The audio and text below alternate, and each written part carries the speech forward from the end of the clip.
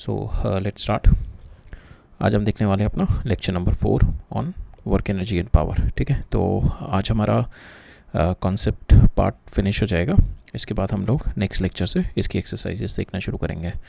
आज का जो हमारा स्कोप होगा चैप्टर का वो होगा, हम लोग देखेंगे पावर। ठीक है, how it is been linked with our work and energy. ठीक है, हम एक कॉन्सेप्ट पहले पावर का देखेंगे। ठीक है, फिर पावर के अंदर भी कुछ एक रिलेटेड कॉन्सेप्ट है, वो वाले कॉन्सेप्ट देखेंगे। Then we are going to see the collisions. ठीक है, कोलिशंस का एक नया कॉन्सेप्ट है। We have already studied the concept of conservation of momentum and conservation of energy, तो उसी का एक काइंड ऑफ एप्लीकेशन है। We are going to see the collisions. ठीक है, कोलिशंस में भी हम लोग पहले देखेंगे इलास्टिक एंड इनइलास्टिक कोलिशन और 1D एंड 2D कोलिशन, जो कि हमारे NCERT के स्कोप में दे रखा है। ठीक है, सो ये हमारा आज का स्कोप है। And then later on we are going to just take a review of our summary of NCERT, और उसके बाद हम लोग पॉइंट्स टू पॉन्डर देखेंगे। ठीक है, तो ये आज का हमारा स्कोप है। तो आज का जो हमारा फ्लो है जो NCERT में है और किस तरीके से हम लोग देखेंगे। तो सबसे पहले we are going to see कि हमने देखा था कि किसी भी to transfer one energy to another. ठीक है, हम लोग सो वर्क सबसे पहले होती है, किसी भी बॉडी में एनर्जी होती है, then only you can do the work, because energy shows the capacity to do the work. ठीक है, सो और क्या होता है, हम लोग we just transfer the energy. Suppose you are pushing a block, if this block is there, if you are pushing a block, that means you are transferring your energy to the block and the block is coming in to the motion. Block is coming in to the motion. ठीक है, so you are transferring your energy. और आप कैसे transfer करते हैं? By doing the work. ठीक है, आप वर्क कर रहे हैं इसके ऊपर, then only you could able to transfer the energy. और वर्क किस तरीके से होता है? Work is by the force. ठीक है, the force that you are applying, that is doing the work over the displacement, and then the energy got transferred from one to another. ठीक है, सो ये कॉन्सेप्ट हमने स्टार्टिंग में हम लोगों ने we have seen this concept. तो ठीक है, so the energy is been transferred from one energy to another. ठीक है, उसको किस तरीके से होती है? Through the work. और वर्क क्या होता है? वर्क बाय द फोर्स होता है। ठीक है, सो इतना हमने कॉन्सेप्ट देखा था। अब हम देखेंगे हम, ठीक है, आप एनर्जी ट्रांसफ़र कर रहे हैं या वर्क कर रहे हैं, but now one of the most important thing जो इन एवरी डेज हम बहुत एक इम्पॉर्टेंट चीज़ होती है कि आप कितना फास्ट कर रहे हैं उस चीज़ को। ठीक है, एक होता है वर्क बस होना। ठीक है, एक वर्क होने से मतलब नहीं होता, but in are real life situation we need to see how fast it's been done. Suppose for instance आपका एग्जाम है, JEE का एग्जाम है, नीट का एग्जाम है, if you are writing that exam, अगर आपको दे दिया जाए okay you have to just finish the questions, तो you can I can guess कि most of the students will finish all the questions. ठीक है, but now the time is one of the factor which is critical in selecting the candidates. ठीक है, which is critical in selecting. So that is what here it is कि when you are converting one energy to another, so we are seeing the time also कि how fast you are converting, how fast the energy is being converted. ठीक है, how fast the work is being done. So वो जो represent करता है, ये जो quantity represent करता है, that is nothing but the power represent करता है। ठीक है, कि how fast the energy is being transferred from one energy to another and how fast the work is being done. ठीक है, सो वो हमारा रिप्रेजेंट करता है पावर। तो हम लोग इसी कॉन्सेप्ट से स्टार्ट करेंगे, द NCERT पावर। फिर पावर के अंदर हम लोग दो पावर देखेंगे, one is average power that is been done over the time interval. फिर हम देखेंगे उसी एवरेज पावर को we are going to limit, उसके टाइम इंटरवल को लिमिट करेंगे, and then we are going to see the instantaneous power. ठीक है, and then in NCERT we are going to see some practical units of the power that has been used in our day to day life. ठीक है, so इतना हम लोग देखेंगे आज। उसके बाद फिर हम लोग पावर के कॉन्सेप्ट के बाद we are going to see the concept of collision. ठीक है, कोलिजन का कॉन्सेप्ट हम लोग देखेंगे। इसमें we are going to apply the conservation of momentum and we are going to apply the conservation of kinetic energy in certain set of collision. कुछ एक type of collision होता है where you can apply the conservation of kinetic energy. ठीक है, बस सब में conservation of kinetic energy नहीं करते हैं, और हर इंस्टेंट पे काइनेटिक एनर्जी का कंजर्वेशन नहीं होता। ठीक है, बट इनिशियल और फाइनल ही काइनेटिक एनर्जी का कंजर्वेशन होता है, और स्पेशल एक सेट ऑफ कोलिजन होता है which we call the elastic collision, उसी में ही हम लोग काइनेटिक एनर्जी का कन्वर्जन करते हैं। बाकी जो मोमेंटम कंजर्वेशन होता है मोमेंटम कंजर्वेशन होता है, दैट इज़ योर यूनिवर्सल। ठीक है, वो हर इंस्टेंट पे मोमेंटम कंजर्वेशन होगा और in all the collision momentum conservation होगा। ठीक है, that is kind of a universal concept. तो हम लोग ये दोनों कॉन्सेप्ट से we are going to study the concept of collision, and concept of collision में we are going to study majorly elastic collision and inelastic collision. So दो extreme collision जो होते हैं, that is elastic collision and perfectly inelastic collision, ये देखेंगे। और उनके बीच का होता है हमारा इनइलास्टिक कोलिजन।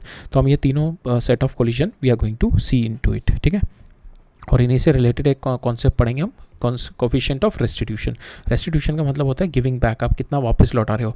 अगर आप जितना दिया है पूरा का पूरा वापस लौटा रहे हो, देन वी कैन से कि रेस्टिट्यूशन इज़ 1। आपको जितना दिया उससे कम लौटा रहे हो, that we can say restitution is less than 1। So this concept we are going to see. और आपको जितना मिल गया आपने सारा रख लिया और कुछ भी नहीं लौटाया, that we are going to see coefficient of restitution is 0। तो हम एक कोफिशिएंट ऑफ रेस्टिट्यूशन देखेंगे in context with collision inelastic and perfectly inelastic, ठीक है। फिर हम कोलिजन में we are going to study the collision in 1D। पहले 1D में देखेंगे, एंड 1D में कोलिजन जो होता है वो क्यों होता है, we are going to study that. And then we are going to see the collision in 2D। और 2D कोलिजन में we are going to see the concept of glancing collision. एक बहुत अच्छा एग्जाम्पल दे रखा है बिलियर्ड्स का in this NCERT book. We are going to go through this glancing collision through that example, ठीक है। सो इतना हमारा कॉन्सेप्ट करके this is what it's been given in NCERT, ये फिनिश हो जाएगा। फिर हम we are going to see the summary of whole chapter, ठीक है। सारे चैप्टर की एक बार समरी देखेंगे रनिंग थ्रू में, और फिर उसके बाद हम लोग डिस्कस करेंगे पॉइंट्स टू पॉन्डर, ठीक है। और फिर नेक्स्ट लेक्चर से we are going to see the exercises. तो ये आज का हमारा स्कोप है लेक्चर का, ठीक है। So let's begin. सो हम लोग देखते हैं पावर, ठीक है। पावर हमने बताया कि एनर्जी आपका ट्रांसफ़र हो रही है, but now you are interested कि आप कितनी फास्ट ट्रांसफ़र कर रहे हैं, ठीक है। आपने फॉर इंस्टेंस यहाँ से बॉल 1 से 2 तक पहुँचा दी, ठीक है। एक ने पहुँचाई 10 घंटे में, दूसरे पहुँचाई 2 घंटे में, तीसरे ने पहुँचाई हाफ एन आवर 30 मिनट्स में। सो नाउ दिस फैक्टर के कितनी देर में पहुँचाई आपने। हर किसी ने वर्क डन बराबर किया है 1 से 2 तक बॉल को ले जाने में। Everyone has done work done against the gravity equally, सबका इक्वल वर्क डन है, ठीक है। सबके पास जो एनर्जी कंज्यूम हुई है सेम एनर्जी कंज्यूम हुई है, बट जो डिफरेंस क्रिएट होगा that is by the power, कि आप कितने टाइम में डिलीवर कर रहे हो, ठीक है। So that is the concept that is we are going to study now. So now here is the rate at which the work is done, ठीक है। Suppose that the person is climbing the building, so how fast is he climbing the building, that is represent the power. So power is represented by time rate at which the work is done, ठीक है। तो power is represented by कि time rate at which the work is done, आपने जो work किया है वो कितने टाइम पीरियड में किया है, ठीक है। सो आपने सेम वर्क 100 टाइम पीरियड आपने 1 आवर में किया है, 100 टाइम पीरियड आपने 2 आवर में किया है, so that is representing the power, ठीक है। आपने यहाँ पे 100 वाट आएगी पावर, यहाँ पे 50 वाट पावर आएगी, ठीक है। तो लेसर पावर मोर पावर, ठीक है। सो पावर इज रिप्रेजेंटिंग कि आपका work done per unit time कितना है। एवरेज पावर होता है कि आप टोटल वर्क डन आपने कितना वर्क डन किया है in the ratio, in the time period, in the time interval, T1 से T2 के बीच में आपने कितना वर्क डन किया है। सो यहाँ पे जो आएगा आपका दैट इज़ पावर एवरेज आती है आपने। सो टोटल आपने T1 से लेकर T2 तक, अगर T1 से लेकर T2 तक how much is the work done by you, तो ये पूरे टोटल इंटरवल का आएगा, ठीक है। It is going to give you total interval. Instant का आप पूछोगे नहीं आएगा, ठीक है। ये टोटल इंटरवल का बताएगा, मेरा टोटल इंटरवल में ये वर्क डन हुआ है, ठीक है। So this is the work done in total interval, ठीक है। So work done in total interval it is been given by like this is by average power. Now इस interval को we are going to, because total interval में total अगर हम power देखें, अगर work done 0 हो जाए इन द क्लोज प्रोसेस में, हमारा वर्क डन 0 हो जाता है इन कंजर्वेटिव फोर्सेस, तो in that case average power will comes out to be 0। So that is not going to give us the complete picture कि power कितना है लगा है। सो इंस्टेंटेनियस हमारे को हर एक इंस्टेंट पे, हर एक पॉइंट पे पावर बताता है कि कितनी पावर है। तो वो इंस्टेंटेनियस निकालने के लिए हमें पता है, हमने ऑलरेडी देखा है, हम लोग टाइम इंटरवल को लिमिट करते हैं, और लिमिट करते करते we are taking it to infinitesimally small, और उसको we are going to get the instantaneous power by limiting the average power, ठीक है। by limiting the interval approaches to 0, ठीक है। तो जब हम इसको करेंगे, when we limit this interval t approaches to 0, we'll get the instantaneous power, ठीक है। बिल्कुल छोटे at an instant we are going to get the power, ठीक है। and that will come a differentiation of this। तो power यहाँ पे आ गई, पावर आ गई आपकी dw by dt, ठीक है। और आप w को क्या लिख सकते हो, power is equal to force into work done, force into work done, so D R by D T, इस तरीके से लिख सकते हो, ठीक है। डी डब्ल्यू को आपने लिख दिया कि फोर्स इंटू जो स्मॉल डिस्प्लेसमेंट हुआ आपका, ठीक है। इसको नीचे डी टी आ गया, तो D R by D T को आप क्या लिख सकते हो, force into force dot velocity, ठीक है। तो power you can represent it in this way also, ठीक है। Force dot velocity, it is a dot product of force dot velocity, ठीक है। So force which is producing the just will suppose the body of the motion is in this direction and the force is in this direction, so we'll say कि जो velocity की direction में जो मेरी force लग रही है f cos theta, so this is going to give me the power comes out to be equal to, so power is scalar quantity, so f cos theta into v, ठीक है, along the direction of my motion, ठीक है। So f dot v, so v is the instantaneous velocity, ठीक है। v is the instantaneous velocity.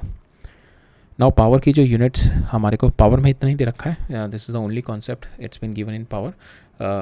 We'll see the questions in exercises कि exercises में definitely there will be some questions and we'll try to do some question in instantaneous power. Question basically इसी के related ही आते हैं when you have to apply this formula a lot. But anyways हम लोग exercises में देखेंगे, will see some questions. तो यहाँ पे पावर जो है हमारा that is like work and इसकी जो डायमेंशन होती है that is having the dimension of work divided by time, ठीक है, and that is also the scalar quantity and this is the dimension. SI unit होती है पावर की मेरी वॉट, ठीक है, what is been called the SI unit that comes from the James Watt, he was the innovator of the steam engine, ठीक है, that comes from the James Watt, ठीक है. तो पावर की यूनिट होती है मेरी वॉट. अब हमारी जो अदर प्रैक्टिकल यूनिट्स जो हम लोग यूज़ करते हैं like horse power, that is 1 horse power is 746 watt, ठीक है, 746 watt is my 1 horse power that is used to describe the output of my automobiles and motor bikes का output decide करने के लिए होती हैं. और हमने देखा होगा हमारे इलेक्ट्रिकल गुड्स के ऊपर जैसे बल्ब है हमारा दैट इज़ बिन रिटर्न 100 वाट, ठीक है. सो यहाँ पे जो कॉन्सेप्ट होता है हमारा कि 100 watt that is helpful in deciding your how much is the energy consumption is there, ठीक है. सो फॉर इंस्टेंस हम जो हमारी कमर्शियल यूनिट होती है that's been decide in terms of 1 unit is equal to 1 kilowatt hour, ठीक है. तो इसका मतलब यहाँ पे अगर 100 वाट का बल्ब है आपका, अगर वो 10 घंटे चल रहा है so that is going to give you 1000 watt hour and that is equal to 100 watt into 10 hour हो गया, ठीक है. यहाँ पे आपका कितने घंटे चल रहा है, 1000 वाट पर आवर हो रहा है, ठीक है. तो 1 किलोवाट हो गया है, 1 kilowatt per hour, so that is consuming 1 unit, ठीक है, दैट इज़ कंज्यूमिंग 1 यूनिट. और 1 किलोवाट जो आवर होता है इसको आप just put it into the second, ठीक है. तो 10 टू द पावर 3 ये आपकी किलोवाट हो गई और इसको आपने आर को सेकंड में कन्वर्ट कर दिया, this is you get 3.6 into 10 to the power 6 joule. So 1 kilowatt hour is 3.6 into 10 to the power 6 joule. And the important thing is कि लोगों को मिसकंसेप्शन होता है कि kilowatt hour is the unit of power. It is not a unit of power, it is a unit of hour energy, ठीक है. ये energy की यूनिट होती है, ठीक है. This is the unit of energy that's been used in electrical.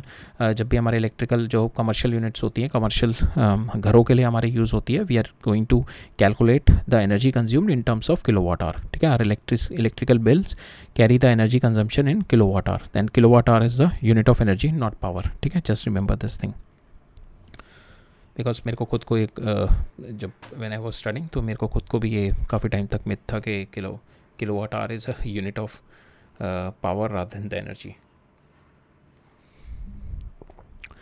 अब power के ऊपर ही we are going to see the question.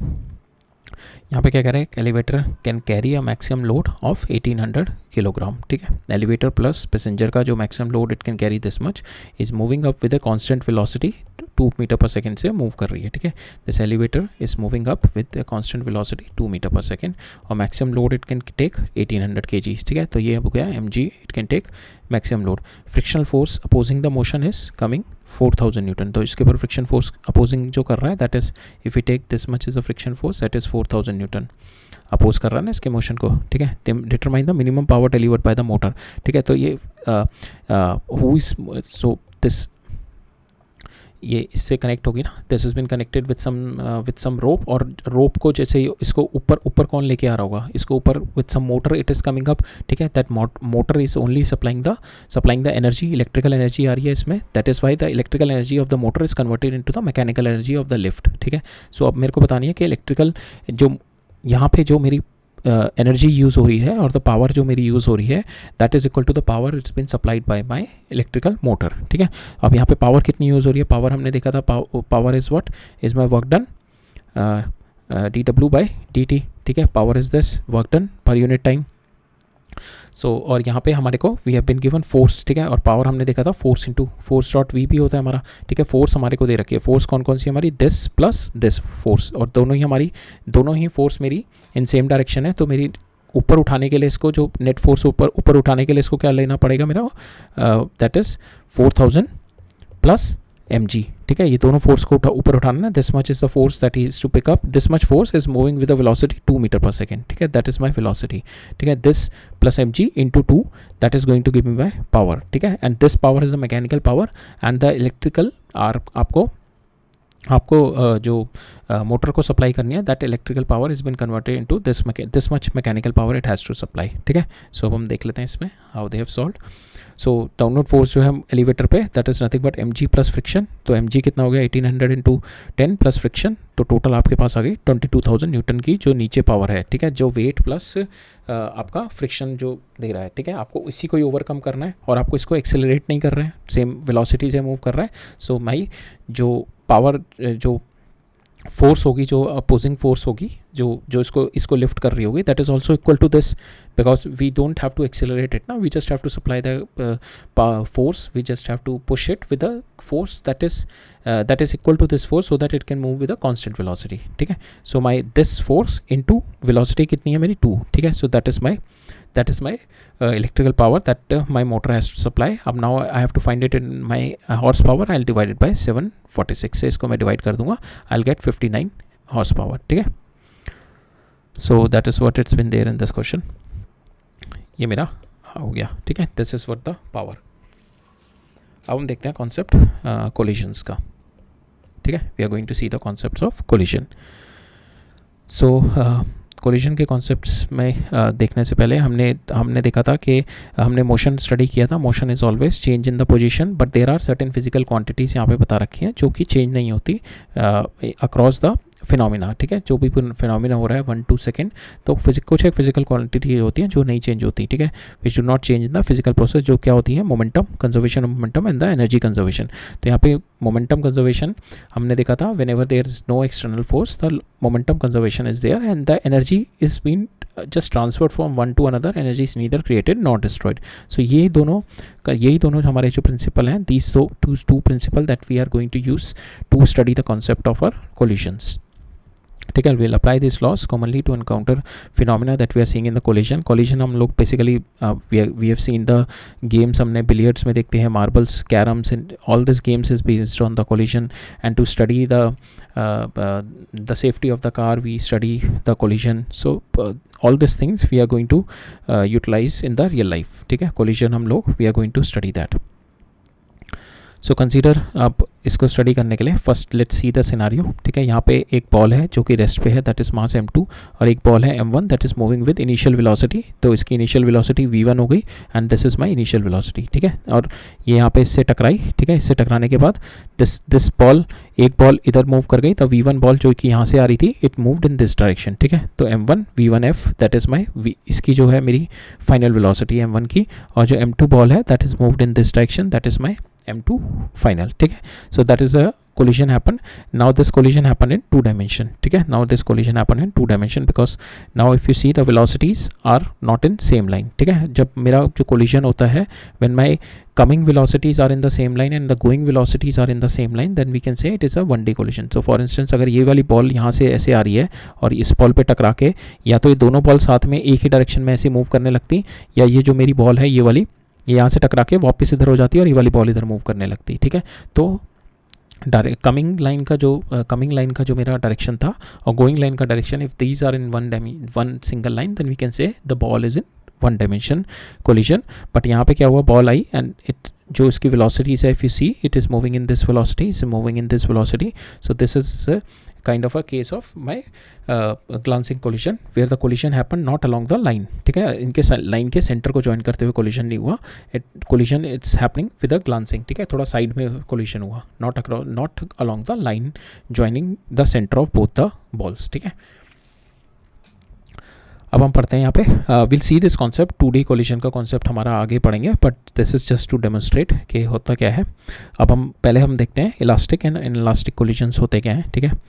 सो ये हमारा कॉमन रहता है इन all the collision, my total linear momentum is always conserve, ठीक है। टोटल लीनियर मोमेंटम हमेशा कंजर्व रहता है। तो ये क्यों कंजर्व रहता है, that is because of the Newton's third law, it's the equal and opposite forces जो लगती हैं during the time of collision. तो हमारा क्या होता है कि म्यूचुअली इंपल्सिव फोर्सेज, जब हमारा क्या हो रहा है कि बॉल यहाँ पे आ रही है इट इज़ हिटिंग, ठीक है। इसकी इनिशियल मोमेंटम ये है, फाइनल मोमेंटम इसकी ये m1 की इस डायरेक्शन में होगी, m2 की इस डायरेक्शन में। अब मोमेंटम कैसे क्यों चेंज हुई है इसकी? Because of the impulsive force. अब जो इम्पल्सिव फोर्स अभी दोनों टकराए थे तो इस पर कुछ इम्पल्सिव फोर्स लगा होगा और इस पर कुछ इम्पल्सिव फोर्स लगा होगा, जो ये बॉल 1 ने लगाया होगा, सेम बॉल 2 ने इस पर कुछ इम्पल्सिव फोर्स लगाया होगा। सो वो इम्पल्सिव फोर्स अगर मैं चेंज इन मोमेंटम निकालूँ, बिकॉज न्यूटन सेकंड लॉ जो हमारा बताता है चेंज इन मोमेंटम, सो हमें ये पढ़ा था ना, energy moment impulse momentum equation plus F delta T is my P final. तो यहाँ पे एफ डेल्टा टी जो होगा मेरा, that is my what my change in momentum, ठीक है। Impulse is my change in momentum. So same यहाँ पे मेरा जो इस पे इम्पल्स लग रहा है ball on 1, that is because of force on 1 by 2 into delta t, that is my impulse that is changing the momentum of one ball. Same way f21 delta t is changing the momentum of a ball 2, ठीक है। now Newton's third law में हमने देखा था these two forces are equal and opposite, जो भी मेरी interacting forces थी these two forces are equal and opposite forces थी।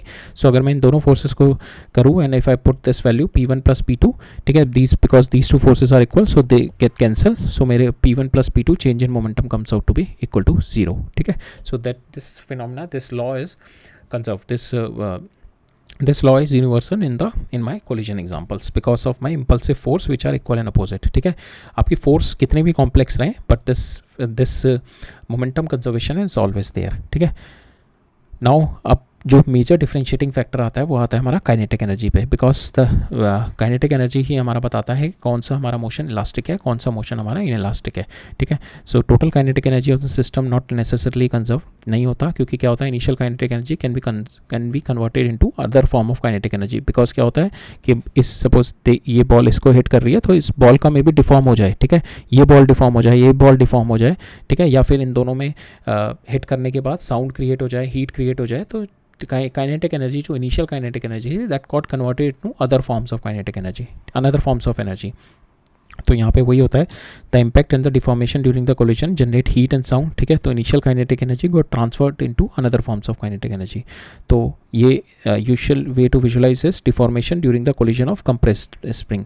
अगर स्प्रिंग है कनेक्टिंग विद टू मासेस, ठीक है, स्प्रिंग है they are connected with two masses, अगर after regains its original shape without loss of the energy, initial kinetic energy is equal to final kinetic energy, but the kinetic energy so इसके अंदर ये समझा रहा है कि suppose if the spring is there, ठीक है, and if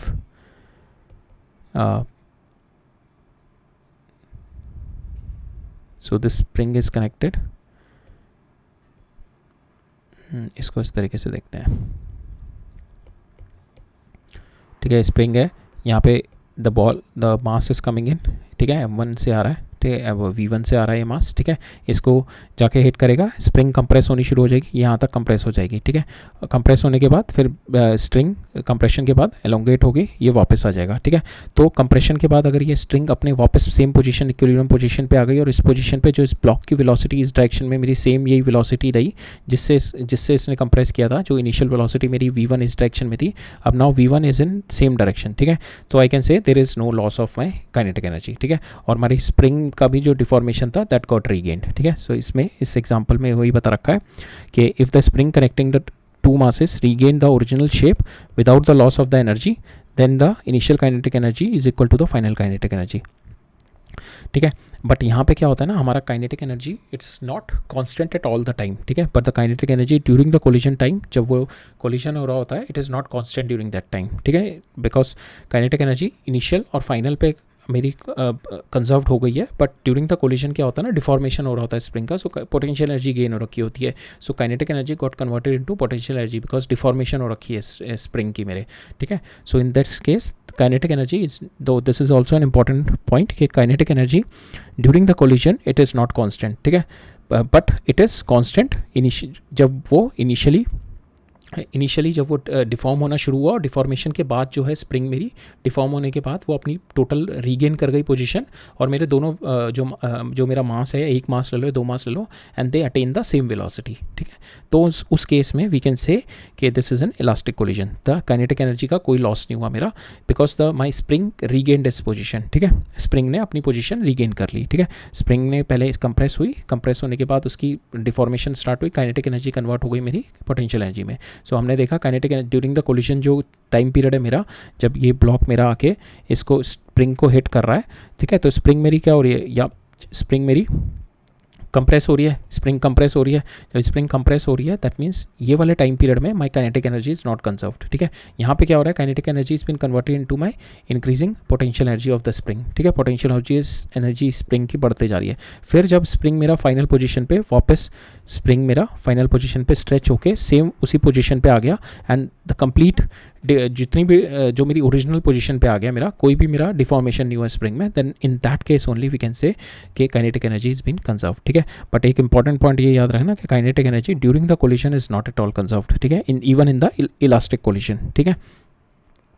so on the other and अगर डिफॉर्मेशन जो होता है मेरा it is not relieved, that means जो मेरी स्प्रिंग है इट इज़, अगर उसमें कुछ डिफॉर्मेशन हो गया, if it's not come back to its original shape, then in that case we can say it is not a elastic collision. तो यहाँ पे भी मेरे दो टाइप के कोलिजन होते हैं, कंप्लीटली इलास्टिक, जिसमें क्या होता है कि इफ़ माई बोथ, जब कोलिजन होता है उसके बाद both of them stick together and they started moving with the same velocity, so that is my completely elastic collision के two particle move together after the collision, ठीक है। दोनों stick together हो जाते हैं, डिफॉर्म्ड हो जाते हैं, दे स्टार्टेड मूविंग टुगेदर, एक दूसरे में जुड़ जाते हैं, ठीक है। सो इलास्टिक हो गया कि मेरा डिफॉर्मेशन कुछ भी नहीं हुआ, there is no transfer of my electrical energy into the body for the deformation, ठीक है। सो ये इलास्टिक कोलिजन हो गया। अब सेकंड केस क्या हो गया कि मेरी part of the kinetic energy got lost because of deforming the other body, और द अपने आप में ही डिफॉर्मेशन हो गया बॉडी में, तो डिफॉर्मेशन की वजह से काइनेटिक एनर्जी कम हो गई। अब इसमें भी दो केस बनते हैं मेरा, एक बनता है मेरा कि दोनों पार्टिकल मेरे साथ वेलोसिटी से मूव करने लगे, ठीक है, उसके बाद डिफॉर्मेशन के बाद, और दूसरा केस बनता है कि काइनेटिक एनर्जी पार्टली लॉस्ट होती है एंड वन बॉडी गेन, कुछ स्पीड गेन कर लेती है another body, but they will not move together simultaneously, दोनों साथ में नहीं मूव करेंगे। सो that is what the case of inelastic collision, ठीक है। अब एक इससे देख लेते हैं हम एग्जांपल से। सो this is my case of elastic collision कि ये बॉल इधर आ रही है, बॉल इधर आ रही है, दोनों कोलाइड करी and they both are moving with the same velocities. तो अगर ये v1 से आ रही है, ये v2 से आ रही है, दे कोलाइड करी and it is going back with there may be interchange of velocities, ठीक है, इंटरचेंज भी हो सकता है वेलोसिटी का, that depends upon the mass also. But जो काइनेटिक एनर्जी होगी, इसकी जो इनिशियल काइनेटिक एनर्जी होगी, तो कि half M v1 square half M v2 square, same ऐसी यहाँ पे फाइनल जो भी इनकी वेलोसिटीज़ होगी that is equal to the same kinetic energy, but during the collision the kinetic energy is not conserve, ठीक है। परफेक्टली इनइलास्टिक में क्या होता है, जो सेकंड केस है, कोलिजन हुआ, कोलिजन के बाद दोनों बॉडीज़ मेरी एक साथ मूव करने लगी, ठीक है। तो इसकी वेलोसिटी जीरो हो गई बिल्कुल, ठीक है, इसकी वेलोसिटी जीरो हो गई, सारी की सारी काइनेटिक एनर्जी इसकी लॉस हो गई, ठीक है। एंड काइनेटिक एनर्जी सारी लॉस नहीं हुई, दे started moving with the same, ठीक है, कुछ डिफॉर्मेशन हुआ, कुछ काइनेटिक एनर्जी लॉस हो गई and they started moving with the same velocity after collision. Inelastic collision में क्या होता है, दोनों आ रहे हैं मेरे, ठीक है, and some energy got lost because of the deformation. ये देखा ना, डिफॉर्मेशन हो गया इसमें, एक बॉडी में some energy is been lost, ठीक है, and they both are moving separately, ठीक है। इसमें परफेक्टली इनइलास्टिक में they both stick together and started moving with the same velocity, ठीक है। So that is the difference between these three collisions. So intermediate case है sir, deformation is partly relieved, पूरा का पूरा इसमें डिफॉर्मेशन जो होता है, जो मेरा स्प्रिंग का फॉर इंस्टेंस पूरा का पूरा जो है डिफॉर्मेशन अपनी ओरिजिनल पोजीशन पे नहीं आया होगा, so deformation is partly relieved, so some of the initial kinetic energy is been lost and this is the more common example in elastic collision, ठीक है। अब इसको we are going to see it and इसको quantitatively भी देखते हैं, ठीक है। So we are going to study first collision in one dimension, ठीक है। वन डायमेंशन में मतलब क्या है, ये मेरा θ1 और θ2 दैट इज़ 0 कि बॉल यहाँ पे आई, इसको हिट किया इस वाली बॉल को, and they will move in along this line only, ठीक है, इसी लाइन में ही मूव करेंगे, they will move in this line और दिस लाइन, ठीक है, इसी लाइन में ही मूव करेंगे, along the x axis move करेंगे, और जो इसका सेंटर है, ये जो इसका लाइन ऑफ मोशन है, इसके दोनों के सेंटर से they are colliding with the same centre से, इनके जो लाइन ऑफ मोमेंट है उस दोनों सेंटर कोलाइड करेंगे, ठीक है। ऐसा नहीं है कि ये वाली बॉल ये है और ये वाली बॉल ये है, तो यहाँ पे इसका centre it is not colliding, ठीक है। सो इन दोनों के सेंटर कोलाइड करेंगे मोशन के। सो यहाँ पे जो मेरा वन डायमेंशन मोशन है, consider first completely inelastic motion लेके चल रहे हैं हम लोग। सबसे पहले हम इसको स्टडी करते हैं, कम्प्लीटली इनलास्टिक कोलिशन। फिर उसके बाद secondly we are going to study completely inelastic का मतलब है कि कोलाइड करने के बाद दोनों मेरे सेम वेलोसिटी से मूव करने लग जाएंगे, that is my completely inelastic collision. So 1D का स्टडी करते हैं, θ1 इज θ2, सो सेम एक्सेस में ही मोमेंट होगा, या तो इस डायरेक्शन में या इस डायरेक्शन में, ठीक है। मोमेंटम कंजर्वेशन मेरा यूनिवर्सल है, सारे केस में होगा। सो पहले बॉडी मेरी m1 v1 से मूव करती हुई आ रही है। Finally they both started moving m1 plus m2, they will, हमने देखा ना ये इनलास्टिक है, तो they will both move with the same velocity, ठीक है, दोनों सेम वेलोसिटी से मूव करना शुरू कर देंगे। यहाँ मेरा वी फाइनल निकाल लेंगे हम, this is my V final, ठीक है। अब इसमें काइनेटिक एनर्जी का लॉस कितना हुआ है, there will be loss in kinetic energy only in the elastic collision, there will not be any loss, will see the loss कितना हुआ है इसमें काइनेटिक एनर्जी का। तो काइनेटिक एनर्जी का लॉस निकालने के लिए हमने देखा पहली हमारी काइनेटिक एनर्जी इसकी थी, मोशन एनर्जी, फिर उसके बाद दोनों पार्टिकल जब मेरे ज्वाइन करके मूव करने लगे तब इन दोनों पार्टिकल की कितनी काइनेटिक एनर्जी है। सो पहले मेरी काइनेटिक एनर्जी थी half m1 v1 I square minus ये मेरी जब दोनों साथ में मूव करने लगे, ठीक है। तो ये वाला केस हो गया जब मेरे दोनों साथ में मूव करने लगे, ठीक है। तो जब दोनों साथ में मूव करने लगे इनकी अब काइनेटिक एनर्जी हो गई half m1 plus m2 vf square. vf की वैल्यू आप यहाँ से उठा के डाल दो and from here you will gate, resolve this thing and after resolving you will gate this value, this is the loss of your kinetic energy, ठीक है। this is the loss of your kinetic energy 1/2 m1 m2 m1 plus m2 vi square, so this is the loss of your kinetic energy, ठीक है। अब हम देखते हैं elastic collision में क्या होता है, ठीक है। इलास्टिक कोलिशन में हमने देख लिया, सबसे पहले कंप्लीटली इलास्टिक कोलिशन में क्या होगा, दोनों सेम वेलोसिटी से मूव करने लगे, मोमेंटम कंजर्वेशन लगाई, लॉस ऑफ काइनेटिक एनर्जी निकाला कितना हुआ कोलिशन के बाद, initial kinetic energy minus final kinetic energy, ठीक है। सो इसको और फाइनल काइनेटिक एनर्जी हमने जो वेलोसिटी थी मेरी, फाइनल वेलोसिटीज दोनों की सेम वेलोसिटी थी, वो हमने यहाँ पे पुट करी। After resolving this we have got this as my loss in my kinetic energy, ये मेरा लॉस इन काइनेटिक एनर्जी आ गया, ठीक है।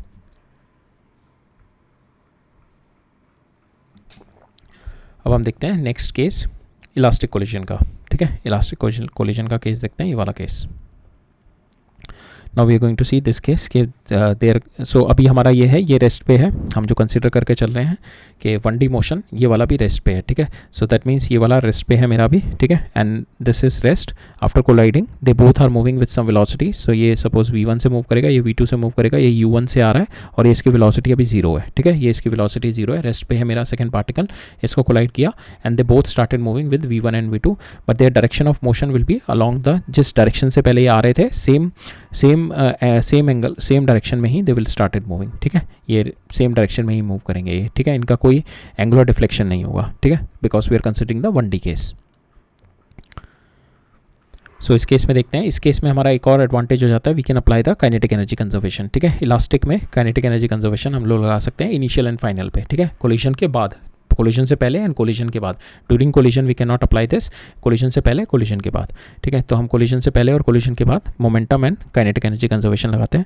मोमेंटम कंजर्वेशन लगाई हमने, इनिशियल मोमेंटम मेरी ये थी एंड फाइनल मोमेंटम मेरी, दोनों की वेलोसिटीज माई डिफरेंट, ठीक है। दोनों की हम वेलोसिटीज, पहले वाले केस में हम दोनों की वेलोसिटीज सेम लेके चल रहे थे, अब इस केस में हमारी दोनों की velocities, final velocities are different. अब हमारे यहाँ पे दो अननोन है, दीज टू आर अननोन, ठीक है। एक इक्वेशन ये आ गई, दूसरी इक्वेशन हम लोग काइनेटिक एनर्जी कंजर्वेशन से बना देंगे। दो इक्वेशन है, दो अननोन है, we can solve the for the values of my, these are the unknowns, final velocities, ठीक है, v1 एंड v2, ठीक है। So these are the velocities, ये जो सेकंड बॉल है उसकी फाइनल वेलोसिटी और फर्स्ट बॉल है उसकी फाइनल वेलोसिटी, ठीक है। ये फर्स्ट बॉल की इनिशियल वेलोसिटी है। तो हमने पहले मोमेंटम कंजर्वेशन किया, फिर हमने we have done it kinetic energy conservation, ठीक है। अब इसको सॉल्व करने के लिए आप इसको m1 को इधर ले आओ, ठीक है, m2 को इधर रहने दो, m1 को क्लब कर लो इधर, m2 इधर हो जाएगा। सेम वे m1 को इधर ले, m1 वाली टर्म को इधर ले आओ, m1 को क्लब कर दो और m2 को इधर रख दो एंड डिवाइड कर दो both the terms, then you will get, divide करने के बाद you will get the equation in terms of your velocities only. आपका m कट जाएगा सारा, आपका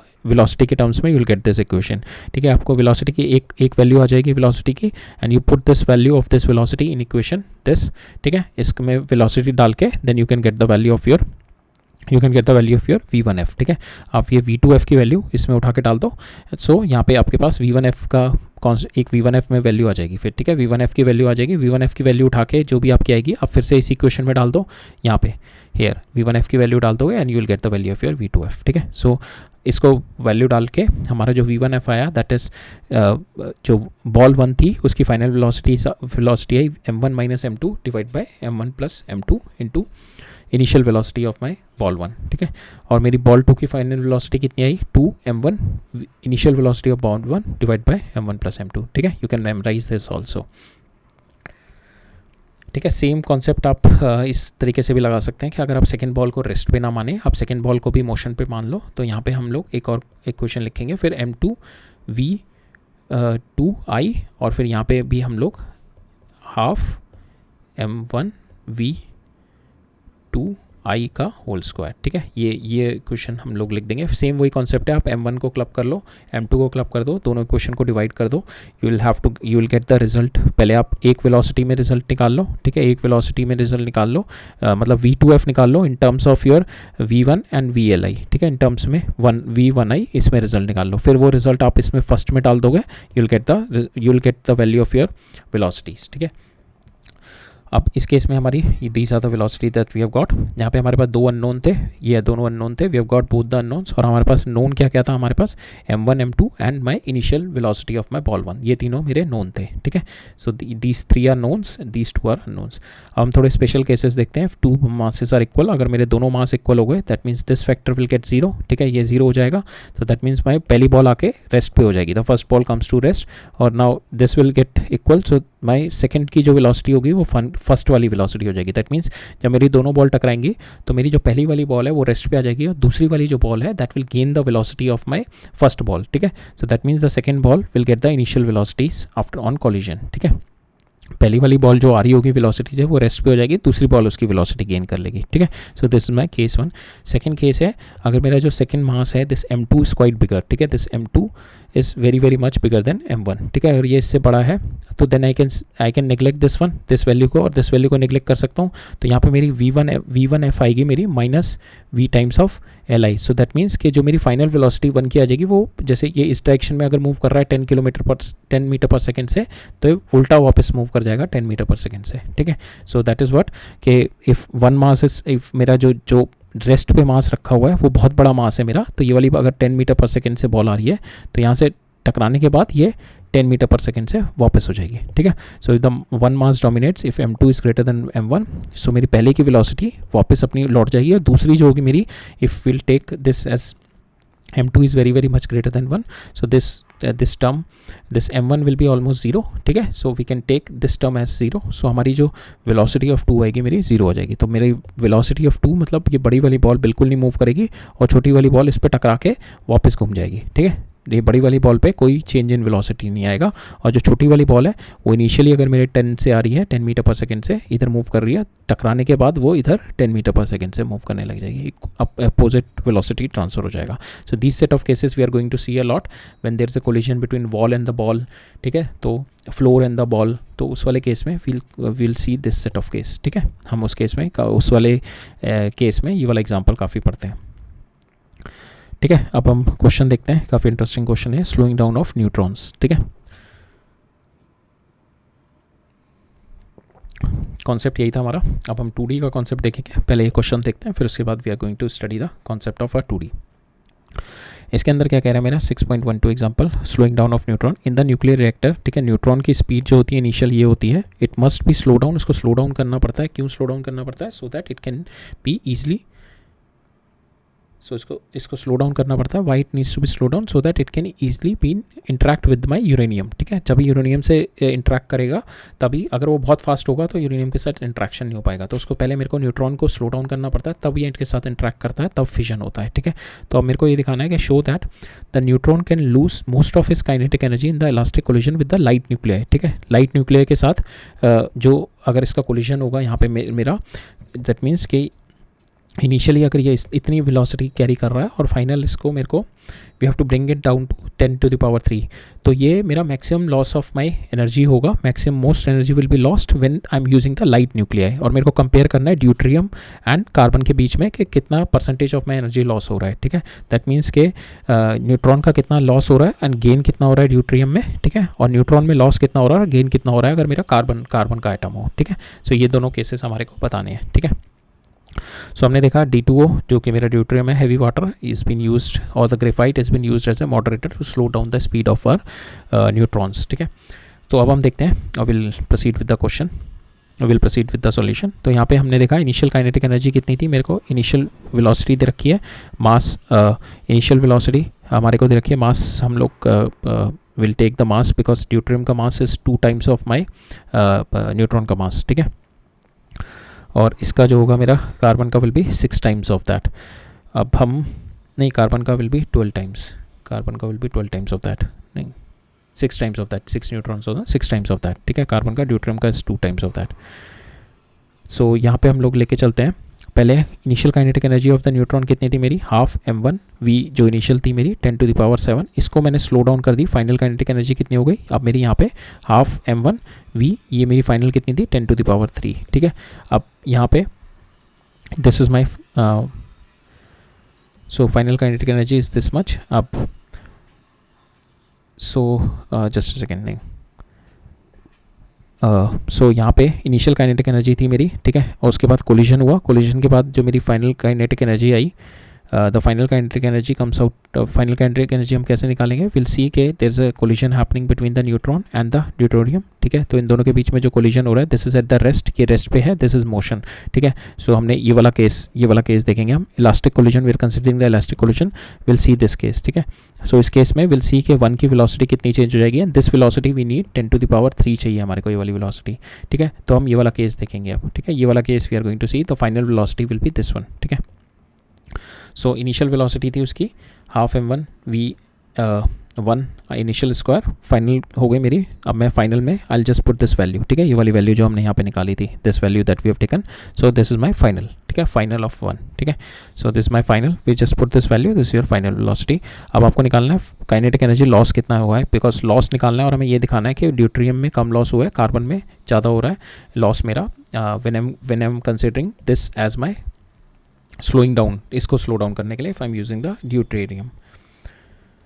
काइनेटिक एनर्जी लॉस निकालते हैं, kinetic energy lost so fractional kinetic energy loss निकालनी है हमें, show that the neutron lost motion, so will take the fractional kinetic energy loss. Fraction का मतलब कि फाइनल जो मेरे न्यूट्रॉन का फाइनल जो मेरी काइनेटिक एनर्जी थी और न्यूट्रॉन की मेरी इनिशियल काइनेटिक एनर्जी थी, ठीक है। तो फाइनल मैंने वैल्यू डाली, this my final and this my initial, so इसको कैंसिल किया, ये कैंसिल हो जाएगा, m1 कैंसिल हो जाएगा, ठीक है, ये कैंसिल हो जाएगा, तो मेरा फाइनल आंसर आया ये, ठीक है, m1 - m2 divide by m1 + m2। तो यहाँ पे मेरे मासेस के ऊपर ही डिपेंड कर रहा है ना। अब यहाँ पे मेरा ड्यूटेरियम है तो उसका मास मेरा m2 का ड्यूटेरियम वाला मास होगा, ठीक है, और m2 का अगर मेरा कार्बन है, if I am taking carbon, तो कार्बन का मास लेना पड़ेगा, ठीक है। अब हमारा जो सारा मेजर फैक्टर यहीं पे आ जाएगा सारा, कि जितना बड़ा मास इस सारा बिकॉज ऑफ दिस मास, ये जो हमारे फ्रैक्शनल काइनेटिक एनर्जी का जो हमारे से पूछा गया ना कि किस में ज़्यादा लॉस होगा, that will come because of this only, ठीक है, this m1 - m2 divide by m1 + m2। अब हम इसमें वैल्यू डाल के देखेंगे, तो ये मेरा तो न्यूट्रॉन में लॉस आया। अगर मेरे को जो निकालना है कि गेन कितना हुआ, what is my kinetic energy gain in the moderating nuclear, जो मेरा ड्यूटेरियम या कार्बन है, तो उसमें कितना काइनेटिक एनर्जी गेन हुआ, बिकॉज इसका लॉस होगा, न्यूट्रॉन का लॉस होगा ना, मेरा न्यूट्रॉन बम्बार्ड कर रहे हैं इस पर, ठीक है, बम्बार्ड मतलब एब्जॉर्ब हो रहे, स्लो डाउन हो रहे हैं, तो इसके अंदर जो मेरा स्लो डाउन करने के लिए क्या हो रहा है, इसकी काइनेटिक एनर्जी लॉस हो रही है, इसकी काइनेटिक एनर्जी लॉस हो रही है, इसकी काइनेटिक एनर्जी गेन हो रही है, ठीक है। अब हम वो निकालेंगे, how much is the kinetic energy gain in my moderating nuclear, जो कि मेरा ड्यूटेरियम और कार्बन है, ठीक है। अब इसमें निकालने के लिए वी कैन डू कि जो मेरी टोटल थी उसमें से मैं ये वाली माइनस कर दूंगा इनिशियल वाली, ठीक है, मेरी टोटल 1 माइनस दिस कर दूंगा, if I am going to do that I will get my final, ठीक है, जो मेरी काइनेटिक एनर्जी गेन हुई, ठीक है, बिकॉज टोटल जो थी मेरी 1 थी, फ्रैक्शनल में क्या था, टोटल 1 था ना मेरा, टोटल मेरा 1 होता है, और F2 मेरा आएगा, जो मेरा गेन होगा, फ्रैक्शन गेन कितना हुआ मेरा 1 माइनस F1, ठीक है। और आप आप दूसरे तरीके से भी कर सकते हैं, you can put this value, जो हमारी M2 की ये वाली वैल्यू है ना, सो यहाँ पे आप इस वाली वैल्यू को इनिशियल में डाल दो, और फाइनल में ये वाली वैल्यू, इसकी जगह ये वाली वैल्यू डाल दो आप, दिस वैल्यू, ठीक है, ये वाली वैल्यू डाल दो फाइनल में, and then from there also you can get the value, you can get the fractional gain in my kinetic energy, ठीक है, fractional gain in kinetic energy. So now fractional gain in kinetic energy 1 minus जो आपने एफिनेशन निकाली उससे आपका आया, this is your fractional gain in your kinetic energy, जो कि आपका ड्यूटेरियम में काइनेटिक एनर्जी का गेन है। अब हमने वैल्यू डाली, m2 की वैल्यू आप डाल दो 2 times of m1 because m2 is 2 times of m1, तो आपने m2 डाला 2 टाइम्स ऑफ m1 डाला, तो यहाँ पे m2 की जगह 2 टाइम्स ऑफ m1 डाला, यहाँ पे 2 टाइम्स ऑफ m1 हो गया, ये कितना हो गया minus m1 divided by 3 times of m1, तो यहाँ पे मॉड लेना है बस आपने, तो यहाँ पे इसका स्क्वायर हो गया 1/9, ठीक है। सो इसका हो गया 1/9 और f2 अगर देखो तो वो कितना हो गया 1 माइनस 1/9 दैट इज़ माई 8/9। तो आप देखो कि almost 90% of your deuterium energy, ठीक है, ये जो एनर्जी है मेरी almost 90% of this energy is been transfer to deuterium when I am taking the this mass 2 times of m1, ठीक है। जब यहाँ पे मेरा जो m2 है 2 टाइम्स ऑफ m1 जब मैं ले रहा हूँ ये ड्यूटेरियम, तब मेरा 90% ऑफ एनर्जी जो है मेरी फ्रैक्शनल एनर्जी न्यूट्रॉन से लॉस हो रही है and been transfer to deuterium. Carbon में क्या हो रही है मेरी 71% एनर्जी यहाँ से लॉस हो रही है, जो मेरे न्यूट्रॉन्स थे उसमें 71% लॉस हो रही है because my m1 is greater air, ठीक है। जो कार्बन का मास होता है दैट इज़ कार्बन का mass will be taking 12 times होता है, so here it will be coming 12, ठीक है। तो इस केस में हम लोग देखेंगे कि हेयर माई जो माई फ्रैक्शनल काइनेटिक एनर्जी लॉस्ट आ रही है that is 71%, if I am taking m की जगह 12m रखूँगा मैं यहाँ पे, ठीक है। और gain in kinetic energy of my for carbon gain in kinetic energy आ रही है मेरी दैट इज़ हार्डली 28.4%, ठीक है। So that's why in practice we use smaller number in practice, however this number is small but since the head on collision are rare, ठीक है। सो इसमें ये भी बता रहा है कि रियल लाइफ में इन प्रैक्टिस क्या होता है कि head on collision is quite rare because there the collision will be glancing collision होता है, 2D हेड ऑन कोलिजन बहुत कम होता है, तो जो नंबर होता है दैट नंबर ये जो आएगा ये और भी कम हो जाएगा because my carbon is quite big and this my quite small, तो हेड ऑन कोलिजन कम होने के चांसेस हैं। The collision can happen this place this way, collision can happen in at the other place, तो that's why this number ये जो number आ रहा है that number will be quite less, ठीक है। जो लॉस इन माई ड्यूटेरियम आ रहा है that will be that number will be different number, that will be जैसे यहाँ पे हमारा आइडियल नंबर ये आ रहा है, तो मे बी जो हम if we are taking it in practice this number would be मतलब नंबर मेरा 60% मतलब almost 60% it will be coming 65% like that होगा, ठीक है। So that is been mentioned here, ठीक है। तो इस क्वेश्चन में यही था मेरा अच्छा क्वेश्चन था ये वाला, इसमें बस यही बताया slow down of neutron, but concept अच्छा बताया कि इसमें कि वी हैव सीन के मास डिफरेंस की वजह से how much is my fractional energy loss, how much is my fractional energy loss. अगर मास डिफरेंस बहुत ज़्यादा होगा तो मेरा फ्रैक्शन एनर्जी लॉस मेरा बहुत मास डिफरेंस ज़्यादा होगा तो एनर्जी लॉस कम होगा, ठीक है। अगर मेरा मास डिफरेंस अगर दोनों का अगर ऑलमोस्ट बराबर है यहाँ पे, जैसे m1 और m2 दोनों का मास डिफरेंस बराबर से ही था, 1 और 2 था ना, इसका 1 था, इसका 2 टाइम्स ऑफ m था, इसका m था, तो मास डिफरेंस में ज़्यादा डिफरेंस नहीं है मेरा, मतलब इट इज़ ऑलमोस्ट हाफ। अगर मास डिफरेंस यहाँ पे m और 12m हो जाए तो मास डिफरेंस ज़्यादा है, तो यहाँ पे मेरा energy transfer fraction energy loss मेरा कम हो रहा है, ठीक है। So that is the concept in this question. अब नेक्स्ट देखते हैं कि अब ये बता रहा है हेड ऑन कोलिजन क्या होता है। The initial velocities and the final velocities are along the same straight line, it is called one dimensional collision and the head on collision. जैसे कि हमने देखा था ना, अगर ये दोनों बॉल ये इसी डायरेक्शन में मूव कर रही हैं, ठीक है, कोलिजन के बाद भी they are moving in the same direction, ठीक है, इसी डायरेक्शन में ही मूव करेंगे, then we call it a head on collision, ठीक है।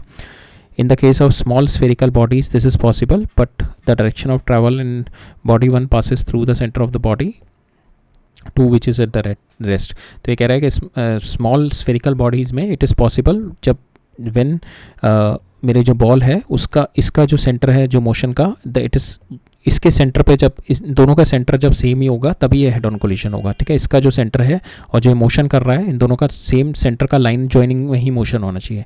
दोनों के सेंटर जो है दोनों बॉल्स का, उनका जो सेंटर के जो जॉइन लाइन जो सेंटर को लाइन जॉइन कर रही है उसी डायरेक्शन में ही जब मोशन होगा मेरा तभी मेरा हेड ऑन कोलिजन होगा, ठीक है।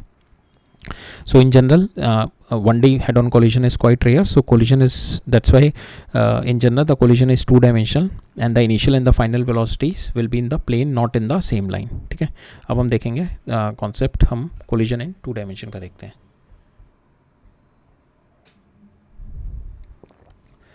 सो 2D में भी हमारा क्या होता है ना, लीनियर मोमेंटम तो कंजर्व रहती है, 2D में भी linear momentum is conserve. So in 2D linear momentum is conserved, so will consider हम लोग जो प्लेन देखते हैं हमारा, हम लोग देखते हैं किस जो फाइनल वेलोसिटीज़ है मेरी m1 और m2 में वो किस डायरेक्शन में मूव ऑन करी है, उसी डायरेक्शन का विल टेक द प्लेन, ठीक है। सो इन दिस एग्जांपल, ये जो हमारा एग्जांपल था, so this we have chosen the X Y plane because it is coming from here and the final velocities are in the xy plane, ठीक है। there is no motion in the z plane, xy plane में motion है, so that's why we are considering the xy plane into it. now the entire collision is happening in xy plane, so हम क्या करेंगे, initial और final momentum conserve करेंगे, but we are going to take the now जो हमारी जो final velocities होंगी we are going to take the component of that, ठीक है। इसके दोनों के component लेंगे हम यहाँ पे, we are going to take the component of this, we are going to take the component of this will be my x component, इसका, ठीक है। इन दोनों के component निकालेंगे, सेम वे इसके और इसके कंपोनेंट निकालेंगे, ठीक है। अब इनके कंपोनेंट जो है we are going to equate, जो इनिशियल मेरी मोमेंटम है ये और फाइनल मोमेंटम हॉरिजॉन्टल मेरी ये हो गई जो एक्स में हो गई, ठीक है। तो ये तीनों को हम इनिशियल और फाइनल में, ये मेरा फाइनल हो गए दोनों, ये मेरी इनिशियल हो गई, इन दोनों को इक्वेट करेंगे। फिर सेकंड हम क्या करेंगे, ये वर्टिकल मोशन को इक्वेट करेंगे। वर्टिकल मोशन इनिशियली क्या है, 0, पी वाई जो है इनिशियली 0 है, फाइनल में क्या है दिस प्लस दिस वाला मोशन, ठीक है। ये वर्टिकल मोशन, इन दोनों को ऐड अप कर देंगे तो हम इनकी वेलोसिटीज़ निकालेंगे, इनके कंपोनेंट, ठीक है। सो ये θ2 दे रखा है, तो this will be your θ2, so you will have to find out the component in x y components, ठीक है। So will do that. So initially क्या थी मेरी m1 v1i, ठीक है। फाइनल इसकी हो गई हॉरिजॉन्टल डायरेक्शन में, जो मेरा 1 का फाइनल हो गया v1 cos θ1, 2 का फाइनल हो गया v2 cos θ2, ठीक है। सेम वे अब मेरा जो वर्टिकल डायरेक्शन में इनिशियल मोमेंटम 0 थी, हॉरिजॉन्टल मेरी y में क्या हो गई, सो इसकी हो गई ऊपर डायरेक्शन में because it is moving in this direction, ball 1, so इसकी ये वाली ऊपर वाली साइड में we are considering positive, that is v1 sin θ1, और नीचे वाली बॉल इस डायरेक्शन में मूव कर रही है, तो इसकी जो वर्टिकल आएगी दिस वन, सो ये थीटा था, so this one comes out to be v1f sin θ2, ठीक है। So so v2, sorry this is second ball, तो v2f sin θ2, this is in negative direction, so will have to consider because this is a vector, so will have to consider the negative direction, ठीक है। सो इसके लिए इसका negative हो गया। So now अब इसमें हमारे पास जो 2D में है जो प्रॉब्लम आती है कि हमारे पास जो नोन है वो कौन कौन से है, हमारे पास मास नोन है और इनिशियल वेलोसिटी नोन है, we just knows these 3 things, but unknown हमारे पास अब 4 हो गए, θ1, θ2 एंड v2f एंड v2m, ठीक है। ये मेरे पास 4 अननोन है, बट नोन क्या है मेरे पास, ये 3। इक्वेशन मेरे पास 2 आई हैं, 4 अननोन है, ठीक है। These 4 are unknown, v1f, v2f, θ1 and θ2 are unknown, and I am having 2 equation, तो I can only solve these, I can not solve this 4। तो एक एडवांटेज हमारे को मिल जाती है when we have the collision, elastic collision, उसके अंदर एक एडवांटेज, एक और इक्वेशन हम बना सकते हैं इलास्टिक कोलिजन में, we can use in elastic collision we can use the conservation of kinetic energy, ठीक है। इनिशियल काइनेटिक एनर्जी मेरी ये थी, फाइनल काइनेटिक एनर्जी मेरी ये हो गई दोनों बॉल्स की, ठीक है। अब या तो हमारा ये होता है इलास्टिक कोलिजन में काइनेटिक एनर्जी कंजर्व कर दो, यहाँ हमारे को एक और फैक्टर दिया होता है which is called the coefficient of restitution, ठीक है। कोफिशिएंट ऑफ रेस्टिट्यूशन का मतलब है कि आपको इनिशियली जितना आपको वापस कितना मिल रहा है, ठीक है। तो इसका मतलब बेसिकली इंट्यूशन यही होती है कि आपने जितना दिया है आपको मिल कितना वापस रहा है, ठीक है। इलास्टिक में क्या होता है कि अगर मैं सारा का सारा दे रहा हूँ, सारी की सारी काइनेटिक एनर्जी जा रही है, मेरी सारी की सारी वापस मिल रही है, ठीक है। So that is what we call the, उस केस में हमारा कोफिशिएंट ऑफ रेस्टिट्यूशन हो जाता है 1, ठीक है। आपको काफ़ी क्वेश्चन में कोफिशिएंट ऑफ रेस्टिट्यूशन दिया होगा, ठीक है। तो उस केस में कोफिशिएंट ऑफ रेस्टिट्यूशन हो जाता है मेरा 1। इन सब केसेस जब मेरा coefficient of restitution lies between 0 to 1, ठीक है, मैंने एनर्जी दी, मेरे को पूरी की पूरी एनर्जी, मेरे को पूरी से कम एनर्जी वापस मिली, तो उस केस में मेरा हो जाता है इनलास्टिक कोलिजन।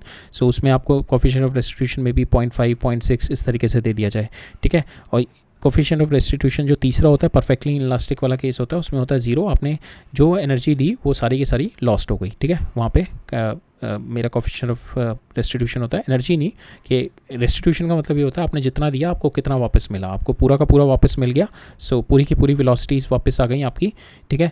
रिलेटिव वेलोसिटीज़ पूरी की पूरी वापस आ गई आपकी। सो इसके अंदर जो हमारा न्यूमेरिकल कॉन्सेप्ट होता है कोफिशिएंट ऑफ रेस्टिट्यूशन, ऐसे देखते हैं हम, relative velocity of my separation, relative velocity of my approach.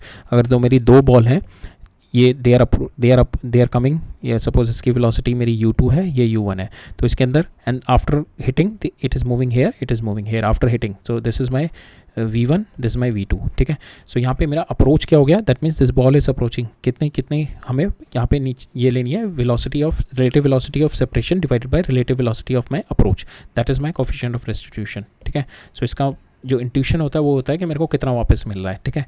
But इसको mathematically we write it relative velocity of my separation, कि यहाँ पे कितना फास्ट ये सेपरेट कर रहा है उसका बस मॉड लेना होता है। यहाँ पे relative velocity of my approach. अब मैं देखो यहाँ पे relative velocity of my approach कितनी है, that is nothing but u2 minus u1, ठीक है। That is my relative velocity of my approach. यहाँ पे रिलेटिव वेलोसिटी ऑफ सेपरेशन कितनी है कि they are both in the opposite direction, so if we take the relative velocity that will comes out to be v2 plus v1, ठीक है। That will comes out to be v2 plus v1। अब मेरे को इसका coefficient of restitution निकालना हो तो v2 plus v1 divided by u2 minus u1। तो यहाँ से मेरे पास एक और इक्वेशन बन जाएगी, ठीक है। अगर मेरे को कोफिशिएंट ऑफ रेस्टिट्यूशन दे रखा है तो मेरे पास एक और इक्वेशन बन जाएगी यहाँ पे, क्योंकि मेरे चार वेरिएबल्स है ना, उसमें से अगर आपको एक वेरिएबल आपको या तो आपको थीटा दे रखा होगा तब आप सॉल्व कर पाओगे। अगर थीटा नहीं दे रखा, अगर आपको कोफिशिएंट ऑफ रेस्टिट्यूशन दे रखा है, from here you can get the one relationship between your velocities, ठीक है। सो अगर फॉर इंस्टेंस इस केस में देखें, अगर ये बॉल ऊपर से नीचे गिर रही है तो यहाँ पे इसकी इनिशियल वेलोसिटीज़ थी 8, ठीक है। अब इसकी फाइनल वेलोसिटी हो गई इसकी 4, ठीक है। अब कोफिशिएंट ऑफ रेस्टिट्यूशन इस केस में निकालना है, तो ये तो मेरा रेस्ट पे है, तो मेरी अगर मैं ये वाला केस देखूँ तो इसका v2 एंड इसका इन दोनों के बीच में हाउ दे आर अप्रोचिंग, कितनी वेलोसिटी से अप्रोच कर रहा है, that is my first velocity of my separation देखते हैं। ये ऊपर जा रहा है 4 से और ये मेरा रेस्ट पे ही है 0, तो इस सेपरेशन की कितनी हो गई 4 मीटर पर सेकेंड। और अप्रोच की क्या है, ये मेरा रेस्ट पे है और ये अप्रोच किससे कर रहा है 8 से, ठीक है। तो ये हो गई 8, ठीक है। तो 1/2 इट्स coefficient of restitution, ठीक है। That's its coefficient of restitution 1/8. So relative velocity of my separation divided by relative velocity of my approach, it is my coefficient of restitution. और intuition इसका ये होता है कि आपको कितना वापस मिल रहा है, ठीक है। यहाँ पे मेरे को हाफ वापस मिल रहा है, half of my velocity I am getting it back, ठीक है। इनिशियली मेरी 8 थी, अब मेरे को वापस कितनी मिल रही है, 4 मिल रही है बस, ठीक है। So that is what it's your coefficient of restitution. आपको पूरी की पूरी वापस मिल रही है वेलोसिटीज़, तो you are getting the E is equal to 1। आपको अगर कम मिल रही है तो this is your in this case E comes out to be 0 to 1। Perfectly elastic collision में क्या हो जाता है, आपका velocities of separation comes out to be 0, because दोनों साथ मूव करते हैं, दोनों साथ मूव करते हैं वेलोसिटीज से, तो इनकी सेपरेशन की वेलोसिटीज तो 0 हो गई। तो यहाँ पे इस केस में लास्ट कोफिशिएंट ऑफ इलास्टिसिटी और coefficient of restitution comes out to be 0, ठीक है। तो एक ये हमारे पास हो जाता है। अगर हमारे को बिकॉज हमारे पास 4 अननोन है ना, तो आपको कभी कभार कोफिशिएंट ऑफ रेस्टिट्यूशन भी दे दिया जाता है ताकि you can solve the problem, ठीक है। तो हमारे पास अगर 4 अननोन है तो इलास्टिक कोलिशन के केस में हमारे पास एक और हो गया, तो हमारे पास 4 अननोन 3 इक्वेशन आ जाएंगी कोफिशिएंट ऑफ इलास्टिसिटी में, इलास्टिक में, ठीक है। और एक और इक्वेशन हम लोग लगा देंगे इलास्टिक में क्या होता है हमारे वेलोसिटीज ऑफ सेपरेशन और वेलोसिटी ऑफ माई अप्रोच में एक और रिलेशनशिप लगा के वी कैन सॉल्व इट। और अगर आपको नहीं दे रखा coefficient of restitution then you must have to they must have been given 1 theta, ठीक है। या तो थीटा 1 या थीटा 2, एक थीटा जरूर दिया होगा so that you could able to solve this 4 unknowns, ठीक है। Otherwise you could not able to solve it. But mostly आपको 4 चीज़ें दे ही रखी होंगी, ठीक है। 4 इक्वेशन आप बना लो, 1 is with conservation, 1 with 2 with your conservation, ठीक है। 2D में 2 कंजर्वेशन ऑफ मोमेंटम से लगा सकते हो। इन द प्लेन 2 एक्सेस बनेंगे आपके, एक 1 एक्सेस साइड आप कंजर्वेशन ऑफ मोमेंटम लगा दो, दूसरे axis side conservation of momentum लगा दो, जैसे ये लगाई 2 इक्वेशन आ गई। इलास्टिक दे रखा है, आप तीसरी इक्वेशन ये वाली लगा दो, ठीक है। और आप कोफिशिएंट ऑफ रेस्टिट्यूशन लगा दो, ठीक है। तो आपकी 4 इक्वेशन बन जाएंगी, ठीक है। नहीं तो आपको थीटा ज़रूर दिया होगा। अब हम एक ये भी अच्छा इंटरेस्टिंग केस है, ये वाला देखते हैं कि consider a collision depicted in figure 6.10 में जो हमने देखा ये वाला एग्जांपल,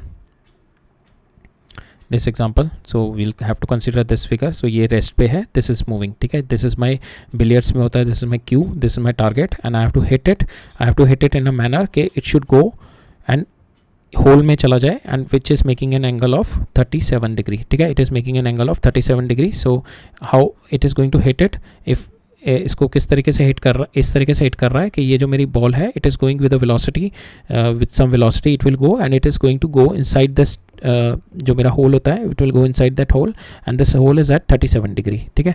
अब मेरे को इसका बताना है at what angle this my ball 1 will go, ठीक है। Will have to find out this angle.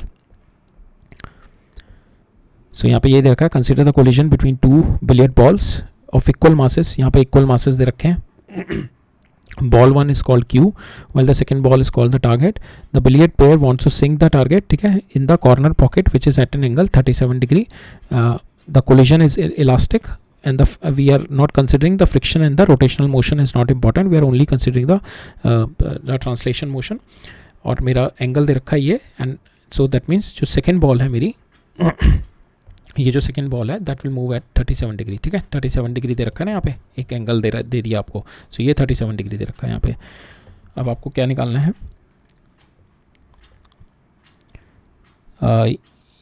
You have been find out to obtain the theta 1 निकालना है आपको, ठीक है, ठीक है, थीटा 1 निकालना है। तो यहाँ पे मोमेंटम कंजर्वेशन लगाया हमने। तो इनिशियल मोमेंटम मेरी कितनी थी, it is coming with this.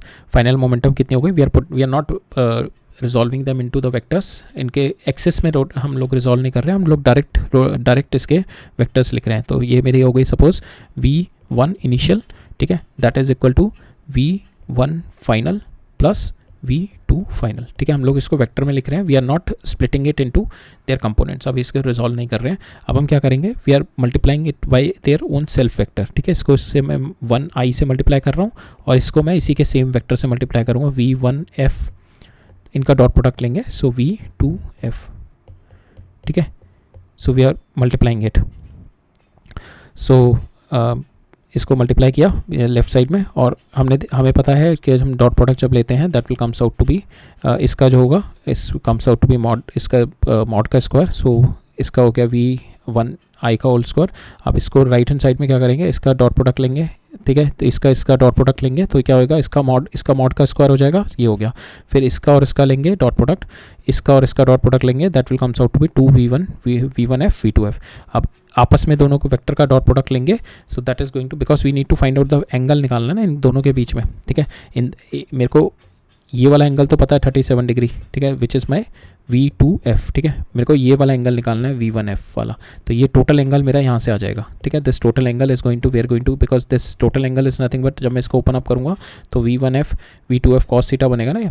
तो यहाँ से मेरा total v1 mod v2 mod into cos theta बनेगा। तो मेरे यहाँ से टोटल एंगल आ जाएगा 37 प्लस थीटा 1, ठीक है, 37 प्लस थीटा 1 आ जाएगा यहाँ पे। So from here I can easily get the value of my theta, ठीक है। अब हम देखते हैं कैसे। तो मेरा इन दोनों का डॉट प्रोडक्ट लिया तो इसका मॉड का स्क्वायर आ गया, इन दोनों का डॉट प्रोडक्ट लिया तो इसका मॉड हो गया। अब इसको और इसका लिया और इसको और इसका लिया तो मेरा ये आ गया 2 times of v1f dot v2f, ठीक है। और ये मेरा लेफ्ट हैंड साइड में ये है ही। नाउ मेरे को एक और चीज़ रखी है, मैं दिस इज माई इलास्टिक, ठीक है। इलास्टिक में क्या होगा, मेरा इनिशियल 1/2 m, दोनों के मास सेम है, तो v1i का होल स्क्वायर 1/2 m v1f का whole square plus 1/2 m v2f का होल स्क्वायर। तो ये सारा कैंसिल हो जाएगा। तो एक रिलेशनशिप मेरे पास ये आ गई, v1i square is equal to v1f square v2f square. तो यहाँ पे ये वाली जो मेरी चीज़ है v1i का होल स्क्वायर प्लस ये तीनों मेरा ये this is equal to this है, तो ये पूरा कैंसिल हो जाएगा, ठीक है। That will comes out to be, this factor comes out to be equal to 0, और ये फैक्टर 0 जब आएगा दैट मीन्स इन दोनों के बीच में जो एंगल है दैट इज़ 90 डिग्री, ठीक है। सो ये वाला फैक्टर तभी 0 आएगा इलास्टिक कोलिजन में, that is my special case.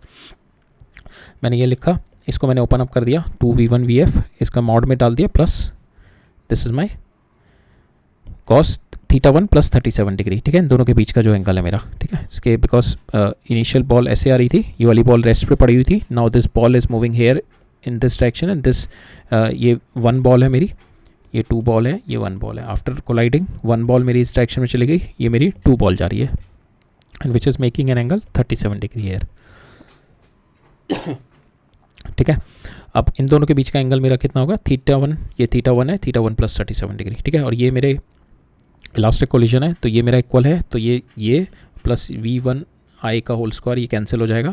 तो ये वाली टर्म मेरी आ गई, this is equal to this term will equal to my 0। ये 0 कब होगी, जब मेरा दिस एंगल 90 डिग्री होगा, थीटा 1 आ गया मेरा 53 degree. So that is kind of a special case when 2 equal masses undergo glancing elastic collision. Glancing elastic collision means के ये बॉल है कि the collision is not happening, कि इनके सेंटर से कोलिजन, ये मोशन जो हो रहा है इसके इसके सेंटर को कनेक्ट जो कर रही है लाइन उसके थ्रू नहीं हो रहा, मोशन हो रहा है कि it is at a glancing, इसका जो सेंटर है इट इज़ समवेयर हेयर, इसका सेंटर समवेयर हेयर।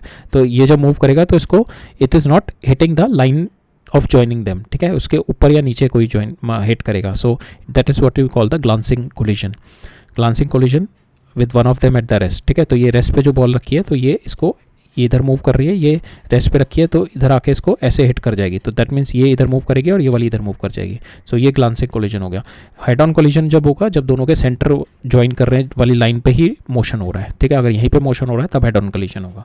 तो यहाँ पे मेरा glancing collision, that is what is the concept of my glancing collision with one of them at rest after collision. जब elastic collision हो रहा है और वो भी ग्लांसिंग हो रहा है, तो कोलिजन के बाद मेरा they move at right angle. So that is also one of the important concept के ग्लांसिंग कोलिजन में one body is at rest, both the masses are equal. If my collision is elastic, then they move at right angle, ठीक है। The matter simplifies greatly if we consider the spherical masses and the smooth surfaces. The collision take place only when the bodies, अभी तक हमने जो पढ़ा है, we have seen के the bodies जो भी पढ़ी हैं उन सब में bodies touch each other, but there are certain cases when the bodies don't touch, when the forces act as a distance, when the action at a distance होती है forces का। For instance, when the alpha particle is coming towards the nucleus, so in that case जो collision होता है that is not actually touching के साथ नहीं collision होता, there the collision we call the scattering, ठीक है। When the force involves at an action at a distance, there we call the scattering, ठीक है। सो न्यूक्लियस है, this alpha particle is coming in, ये यहाँ से आके it will go like this, ठीक है। It is not going to touch, it will go like this, ठीक है। टच नहीं हो रहा है यहाँ पे, so in this case we call it a scattering, ठीक है। तो so consider the comet coming from the far distances toward the sun, so that is one of the example which is where the action at a distance happening. Another case is the alpha particle towards the nucleus, that is also the forces action at a distance which we call the scattering, ठीक है। So this scattering depends upon the initial velocities, type of interaction between them, and the masses and the shapes of sizes, ठीक है।